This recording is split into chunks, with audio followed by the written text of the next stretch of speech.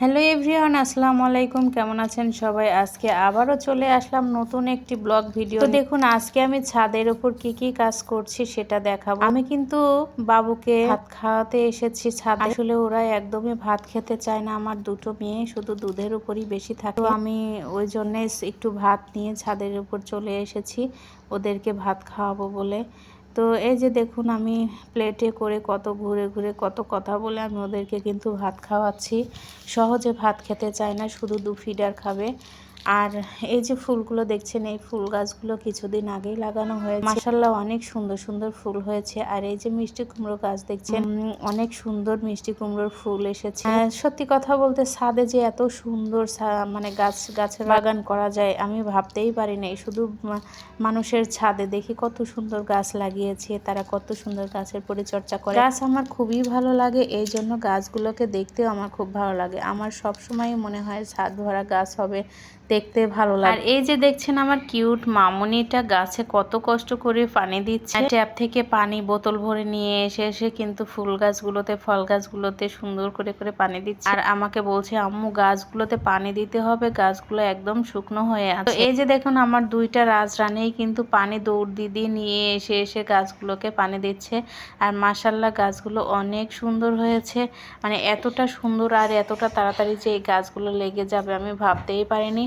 দুটো আম গাছ লাগানো হয়েছে, আম গাছগুলোতে কিন্তু অনেক বড় বড় আম ধরেছে, মানে পাকা পাকা হয়ে গেছে অলরেডি। আর আমগুলো দেখতেও অনেক সুন্দর। জানি না খেতে কেমনটা হবে, কারণ গাছের বয়স মাত্র 3 মাস। আর এই 3-4 মাসেই কিন্তু আম ধরেছে, কারণ মুকুল সহকারে গাছগুলো কিনে নিয়ে আসে। দেখুন না, গাছগুলোর চেহারাগুলো কত সুন্দর লাগছে। আর এই যে সকালবেলা 8টার দিকে আমি কিন্তু ছাদে এসেছি। ছাদে এসে এই গাছগুলোর একটু ভিডিও না করে আর পারলাম না। আর এই যে দেখুন, আমন ধানের চাউলের ভাত আর কাকলা মাছ ভুনা, এটা দিয়ে আমার মেয়েদেরকে আমি ভাত খাইয়ে দিচ্ছি। আর এই যে বেগুনি কালারের ফুলগুলো কিন্তু দেখতে খুবই সুন্দর লাগছে। তারপরে ছাদ থেকে নিচে চলে আসলাম, এসে দেখি আমার রুমের অবস্থা বেহাল। আমার মেয়েরা করে রেখেছে, কারণ ওরা দুজনে ছোট ছোট মানুষ। আর তাই আমি সোফার কভারগুলো সুন্দর করে গুজে দিচ্ছিলাম এবং ঝাড়ু দিয়ে পরিষ্কার করছি। আর এই যে দেখছেন, সোফার উপরে কত কাপড় চোপড় এলোমেলো হয়ে আছে। ওরা সব সময় এইসব কাপড় চোপড় দিয়ে খেলাধুলা করে। কত সময় আমার ওড়না, কত সময় আমার জামা পায়জামা, এগুলো পরে পরে ওরা খেলাধুলা করে। আসলে ওদের কিন্তু এইসব কাপড় চোপড় অনেক বড় বড় হয়, তারপরেও কি মজা পায় জানি না। আসলে ছোটরা এমন কেন বলুন তো, বড়দের কাপড় চোপড় পরতে এতটা পছন্দ করে কেন? আর এই যে দেখছেন, আমার 2 রাজরানীর বেডের ওপর ওরা শুয়ে থাকে, বসে থাকে। আর পুতুলগুলো সাজিয়ে আমি সুন্দর করে বেডটাকে অনেক সুন্দর করে সাজিয়ে গুছিয়ে রাখি, কারণ ছোট্ট বেডটা দেখতেও আমার খুব ভালো লাগে। আর আমার বাসায় যদি বাহিরের কোনো লোকজন আসে, তখন এসে কিন্তু এই বেডটা খুবই পছন্দ করে আর বেডের উপর মানে বাবু দিয়ে বসে পড়ে।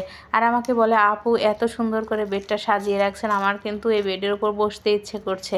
তো ওরা বলতে না বলতেই বসে পড়ে, আমার কোনো আপত্তি নেই, কারণ বেডটা আমার ছোট ছোট 2টা মেয়ের, বড়রা বসলেও সমস্যা নাই, বেশ চওড়া এবং বড়সড়ই আছে বেডটা। আমিও মাঝে মধ্যে বেডের উপর শুয়ে থাকি।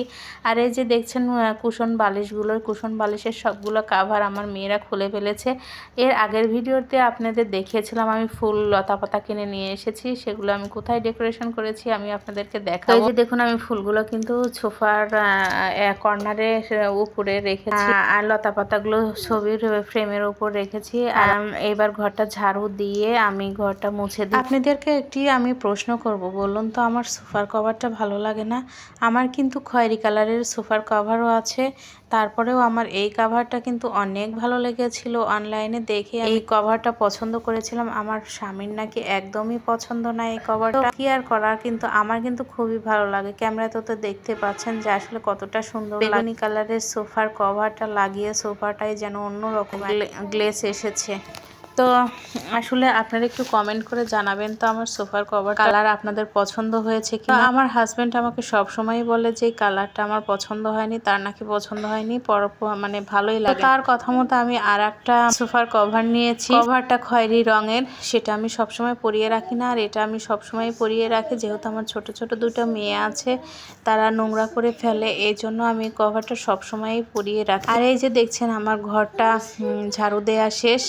আমি এখন ঘরটাকে সোয়াব দিয়ে সুন্দর করে সব মেরে নেব, কারণ আমি দিনের মধ্যে যে কতবার ঘরে ছোয়াব মারি বুঝতেই পারবেন না আপনারা। কারণ বাচ্চা কাচ্চা এতটাই নোংরা আর এতটাই মানে আঠা আঠা করে ফেলে, হাঁটতেই মন চায়। আমি বারবারই কিন্তু এই ঘরটা দিনে 2বার 3বারও আমার ছোয়াবটা মারা হয়ে যায়। আমি একটু পরিষ্কার পরিচ্ছন্ন থাকতে পছন্দ করি, কারণ আমার নোংরা ভালো লাগে না। সেজন্যই আর কি আমি আমার যত কষ্টই হোক আমি কিন্তু কাজগুলো করে যাই। আর যদিও আমি অফিস করে এসেও একটু মানুষ কত রকমের মানে শুয়ে থাকে, রেস্ট নেয়, কত কিছু করে, আমার কিন্তু রেস্ট নেই। আমি অফিস থেকে এসেই একদম লেগে পড়ি কাজের মেয়েদের মতো, কাজ করে সব কিছু গুছিয়ে গাছিয়ে তারপরে একটু রেস্ট নেই বা মেয়েদের সাথে একটু মজা করি, খেলাধুলা করি, মেয়েদের সাথে আড্ডা দেই, এই আর কি। কিন্তু আমি কোনো সময় বসে মানে রেস্ট নিতে পারি না, আমার কিন্তু রেস্ট নেই। অফিস করে এসে মানুষ ক্লান্ত হয়ে যায়, ক্লান্ত শরীরে শুয়ে আমার একটার পর একটা কাজ করতেই দিন চলে যায়। তো আমি